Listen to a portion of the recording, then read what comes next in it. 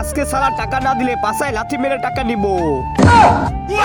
আরে আরে স্যার এসেছে টাকা নিতে, আমি তাড়াতাড়ি পালাই। এ লালন বাইর হ। আরে স্যার নমস্কার। নমস্কার তোর পাছায় দিব। 5 মাসের টাকা পাই, কিস্তি দে। টাকা তো নেই আমার। টাকা নেই তোর? দূর সালা, টাকা দে আমাকে, মেরে ফেলবো। টাকা দে। আরে স্যার মাফ করে দেন, আমি তো কামাই করতে পারি না, কেমন করে দিব? আমার ছেলে টাকা কামাই করে। ঠিক আছে, তোর কোন ছেলে কামাই করে আমাকে বল। ওই যে লুকিয়ে আছে, সে লুকিয়ে আছে। আব্বে সালা এদিকে আ, তাড়াতাড়ি এদিকে আ। স্যার আপনার টাকা 4-5 দিনের মধ্যে দিয়ে দিব। ঠিক আছে, তাড়াতাড়ি আমার টাকা চাই। চলো বাবা, তোমাকে ডাক্তারের কাছে নিয়ে যাই, মাথা পাগল হয়ে গেছে। 1 লাখ টাকা পেয়ে গেছি। 1 লাখ? আরে বেটা, 1 লাখ টাকা পেয়ে গেছি। আব্বে দাঁড়াও। আব্বে তোমরা 1 লাখ টাকা কই পাইতেছো? যাকে দেখি সে আনতেছে।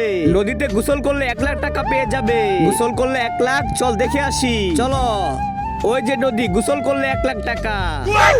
বেটা আসো, নদীতে গোসল করলে 1 লাখ টাকা। আসো। কি ভাইয়া, নদীতে গোসল করলে টাকা দিবেন? হ্যাঁ। কিভাবে? একবার গোসল করলে 1 লাখ, 5 বার গোসল করলে 5 লাখ। হ্যাঁ 5 লাখ। বেটা হয়েছে, টাকা জোগাড় করে ফেলেছি।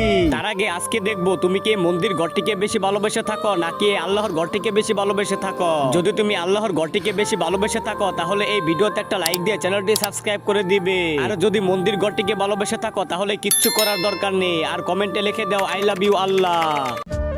ও স্যার, আপনার টাকা দিয়ে দিব। ইয়াহু। আব্বে সালা, তুই আমার বাবাকে কি করলি? আব্বে সালা দাঁড়া।